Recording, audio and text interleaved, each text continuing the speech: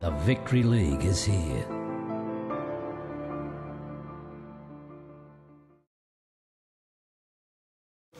Yeah, it's as a southern side, you have travellers off the northern sides, and obviously Devonport's a long way relative to other trips down around here. But it's not just that. Valley Road's a bit of a fortress for Devonport. It has been ever since I was playing, so it's always tough up there. Well, personally, I think if we're at our best, we're the best side of the competition. So in terms of being able to do it, it's not an issue. It's about how we prepare and how the journey affects us, because it's not something that we've done a lot of. But I don't think it's going to be too big an issue.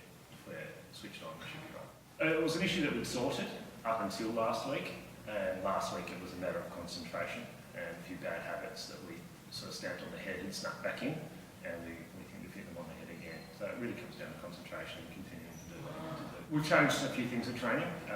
I'm at the moment without an assistant. It's quite hard to get from one exercise to the other in terms of setup, because we're sharing a ground with some other separate teams on the night, so you can't pre-set up. And in that downtime, it's quite possible for the boys to go off task.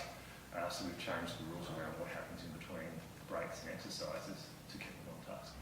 Not likely with the lineups. I think both defences are stronger than they were in previous meetings, but these are two teams that are loaded with attacking talent, and you've got to take advantage of your strengths. So it'll be fairly open-ended. I don't expect to see a scoreline like either of those two, but it will be decided by attacks, not defences. And we've spoken about that. I think at this stage, we're looking at top four at the moment, consolidating our squad in there. That draw last week was very, very costly to us. So we haven't actually spoken about it, so I can't say definitively what they're thinking.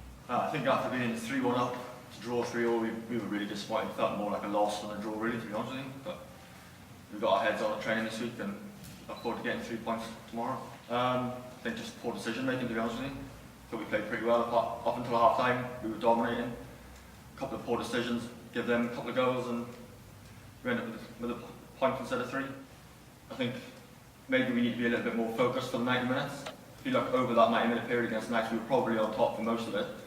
Just a couple of errors in judgment and decision, and we worked on that and ready to go for tomorrow now. I think it'll be a tricky game up there. They're a quality outfit, and we'll need to be at our best if we're going to get anything out of it. But like I say, with the team we've got and the boys we've got going up there, I'm pretty confident as long as we turn up and play as well as we can, that we'll get something out of the game. Homo is more an attacking option, but with the squad we've got and the attacking options we've got, to be honest with you, I'm just glad to be in the team. But you relished playing up front last week?